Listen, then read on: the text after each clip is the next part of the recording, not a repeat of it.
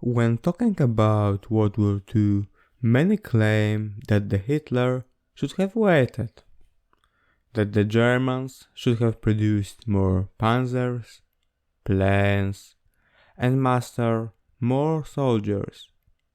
Yet those people seem to forget about certain factors essential for understanding National Socialism and German performance in World War II.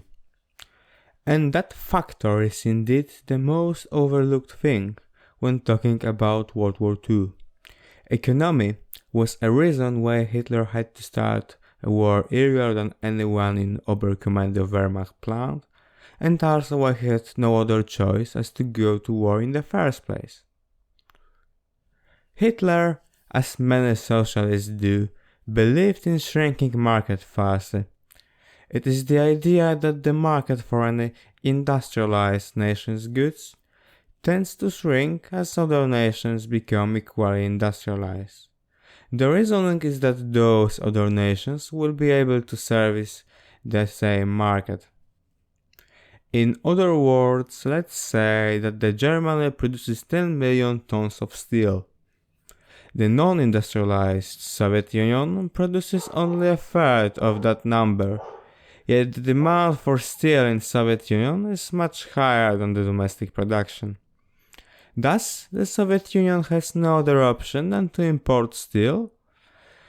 If the German exports steel to Soviet Union, it receives raw resources in return, including crucial food. However, let's say that the Soviets used the steel to build more factories and steel mills. After a certain amount of time, the domestic production of steel in Soviet Union reaches its demand.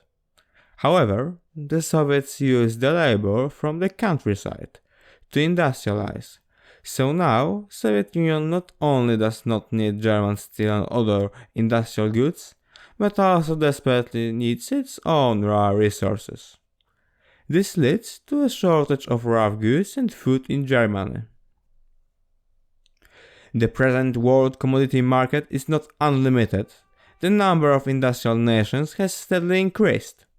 Almost all of the European nations suffer from an inadequate and unsatisfactory relation between soil and population, hence they are dependent on world export. In Hitler's mind, the global free trade was controlled by the Jewish bankers.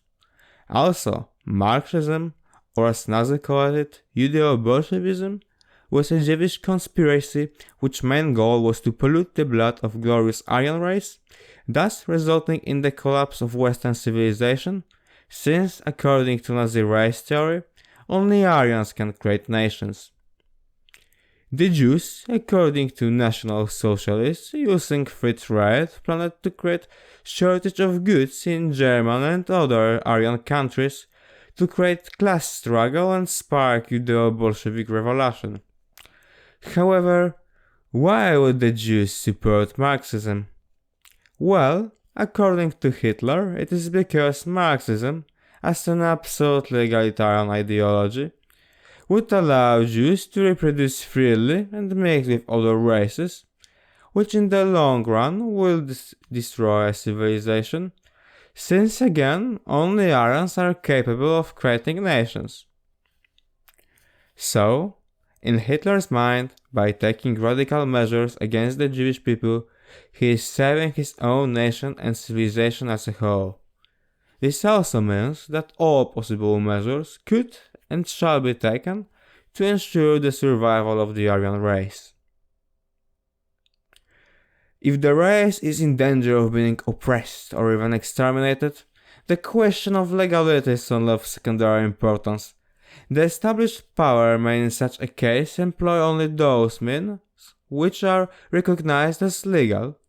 Yet the instinct of self-preservation on the part of the oppressed will always justify to the highest degree the employment of all possible resources. Now that we understand the basics of Hitler's shrinking market problem and the basics of Nazi race theory, we can get back to the economy. Hitler, in order to solve the problem of shrinking markets fallacy, as soon as he got in power in 1943, implemented autarky. He needed to get Germany self-sufficient as soon as possible. The longer he tried it, the bigger the consequences of the shrinking market will be, and the stronger the class struggle will become. However, implementation of autarky wasn't enough to become self-sufficient. In order to become truly self-sufficient, Hitler needed fertile soil, oil, and other raw materials which at the time Germany simply did not possess.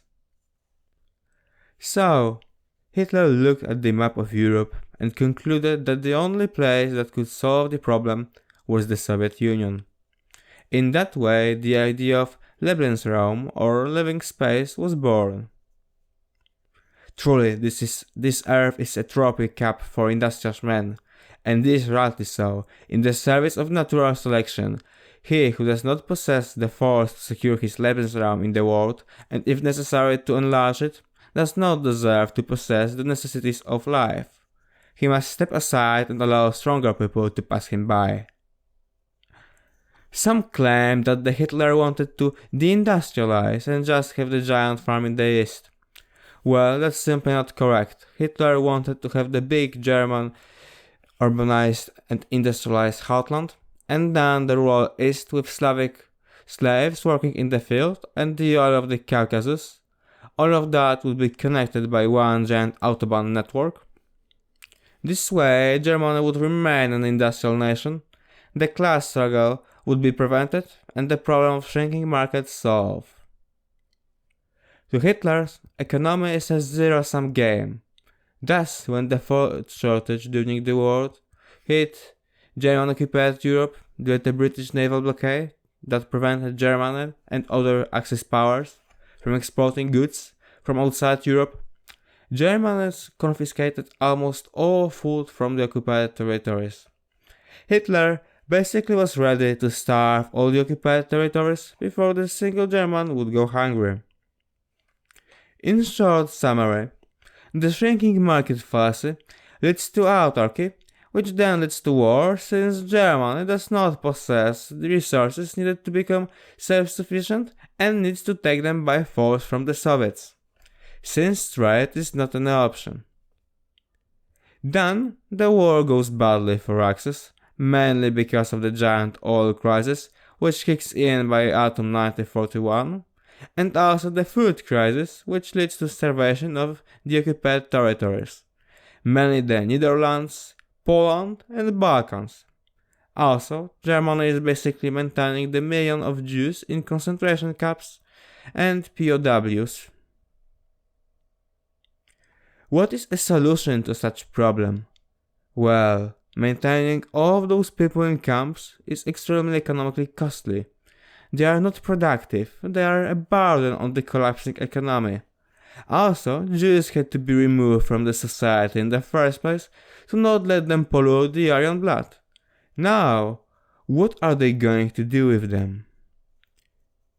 Well, fortunately for the Nazis, there is actually a simple solution to that kind of problem. The final solution indeed. This leads us to death camps and labor camps.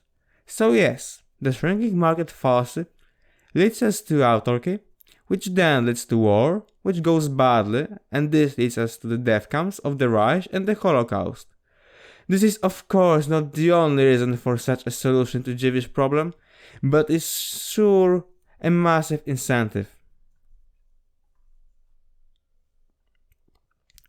The Jews had invented both the Marxism and the capitalism described by Hitler himself as international Jewish finance, in order to cause the shrinking market fallacy and then bringing the class struggle to bring Marxists into the power and end nations, eventually bringing the end of the Western civilization, since again, according to Nazi race theory, only Aryans can create nations.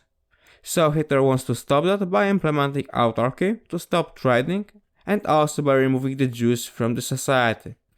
It's all interlinked and perfectly logical.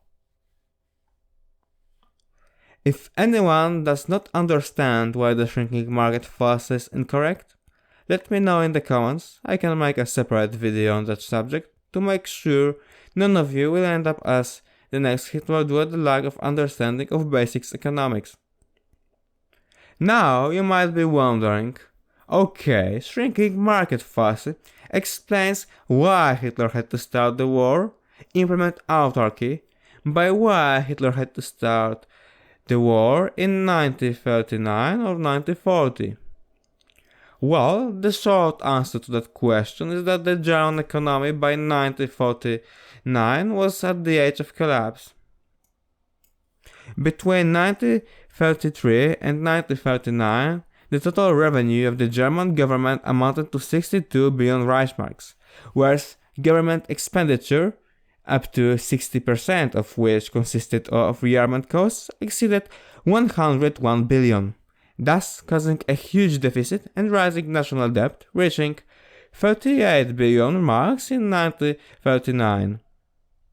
The giant economic recovery of the Third Reich, which happened after Hitler came to power, was the direct result of the giant uncontrolled spending, rearmament financed mainly by the Mefo bills, and extensive welfare expansion, creation of Deutsche Arbeitsfront, and joint projects such as Autobahn.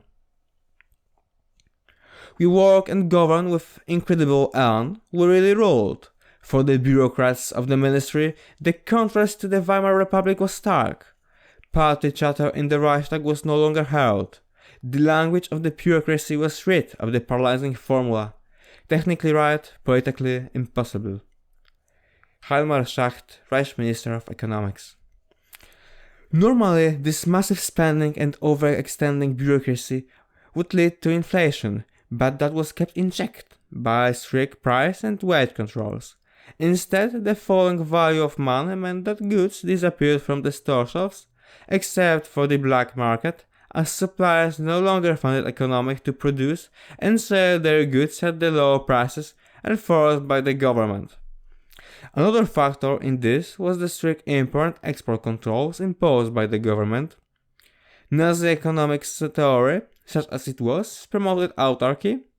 The country should be self-sufficient as far as possible to reduce its vulnerability to a blockade when war came, and also again because of shrinking market fallacy. Raw material for industry was the priority, consumer goods were not. On the upside, the Nazi government did succeed in bringing in full employment, partly through increased public spending on weaponry and products such as autobahns, partly by recruiting several million young men into the army, and partly by make-work schemes. They also used a combination of financial incentives, propaganda and discriminatory laws to push women out of workforce, so they wouldn't show up in the unemployment statistics anymore. Jews were also banned from many jobs or had their property confiscated, and were forced to immigrate, which opened up new jobs for unscrupulous Aryans taking their places. All this meant that ordinary people had money in their pocket from wages, but there was little in the shops for them to spend it on. For several years they invested instead in the government bonds, which is how the Nazi government was able to borrow so much money in 1933-38. However, by late 1938, the bond issues were bringing in less and less money as people's savings were fully committed, and many of the loans were coming due, which is why Germany was hovering on the edge of bankruptcy by 1939, unless it could plunder the wealth from its conquest. To outsiders who saw only the full employment, the booming munitions factories, and the budget figures which cunningly concealed exactly how much debt the government was running up, German economic policy in 1933-39 looked like a great success, but it was a pretty much covering a rotting body. By 1939, first mass of the Mefo bills payments was approaching, massive rearmament spendings were getting out of control, real public debt was increasing rapidly, and despite the great efforts of the bureaucrats and Reich commissars, the inflation was getting out of control too. Nazis had hoped that the capture of Austrian gold reserves after the Anschluss would be sufficient to cover Mefo bills' expenses. However, the reserves were far from sufficient. They only could buy the Russian economy a few months. The Munich Conference gave the German government a bright hope in that matter, but again, Sudetenland and later even all of Bohemia gave the Germans only a few months before the imminent collapse. FA bills, on the other hand, compared to MEFO bills, worked the same as did much of the COVID spending. They were abused and resulted in capital leaving the nation, a situation that would have exploded in 1941 when a tipping point was reached. In other words, Germany's economy was living on borrowed time. Worse at all, the Oberkommando Wehrmacht in 1939 concluded that with the current rate of rearmament, the Wehrmacht would be ready for war in 1943. Far too late to try to delay the economic collapse even further. Nazis knew that they don't have so much time. The situation by early 1939 was boiling. Reich Economics Minister Hjalmar Schacht started to oppose the rearmament expenditure, finally seeing that it was unsustainable. Hitler now, however, simply couldn't back down.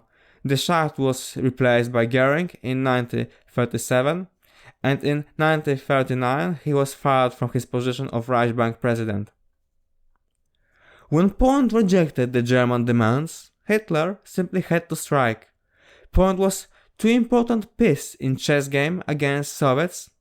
If Poland wasn't willing to become Hitler's ally, as previously anticipated, it had to be subjugated by force. The quick, victorious war against Poland would be great for the economy, not only because Germany could simply plunder Poland, but also because in case of war, the payments of interest rates of MEFO bills would be cancelled. Up to the 3rd September, nobody, including most of the British and French citizens, treated the British and French guarantees for Poland seriously. Most probably expected another diplomatic protest notes, but almost nobody, including Hitler, anticipated outbreak of war between Western Allies and Germany. At 9 o'clock on the morning of September the 3rd, Sir Neville Henderson, Britain's ambassador to Germany, delivered an ultimatum stating that if hostilities did not stop by 11 am, a state of war would exist between Great Britain and Germany. Germany did not respond, and at 11:15, on the morning of September the 3rd, 1939, Prime Minister Neville Chamberlain went on the radio to announce the British people that they were at war with Germany. There was complete silence. Hitler sat immobile, gazing before him. So, Hitler was basically forced to fight the war with the Western Allies, despite him being opposed, or even perhaps scared, to such an idea. He was especially unwilling to fight Britain. This can also partially explain Dunkirk, on which I want to make a separate video in the future. So basically, to sum things up, socialist idea of shrinking markets leads to false conclusion, which then results in autarky, which leads us to imminent war with the Soviet Union in order to secure Lebensraum. However, because of overregulation, massive spending and rearmament, the German economy starts to collapse, which puts pressure on Hitler to start the war earlier.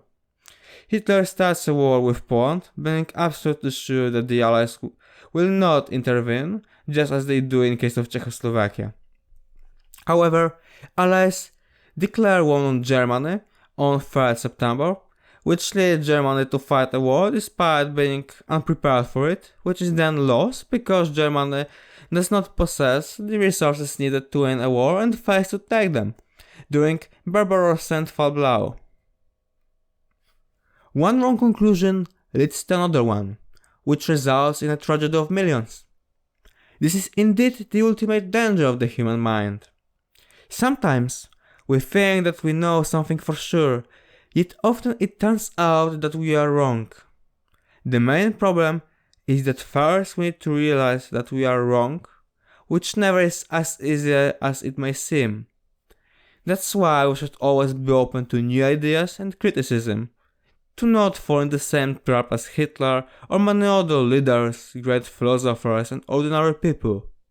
If you can't get a feedback from someone who disagrees with you, how do you know that you are indeed right? Well, you can't. So don't be closed-minded, ignorant, or simply in fear of being wrong, or you may end up as next Hitler or Stalin. Thanks for your attention. This is a new YouTube channel, so please consider liking, sharing and subscribing. Also let me know in the comments what you think about the topic personally. A substantive discussion and potential criticism is also appreciated, as it helps me grow as a YouTuber. Stay safe and remember, Roma Invicta.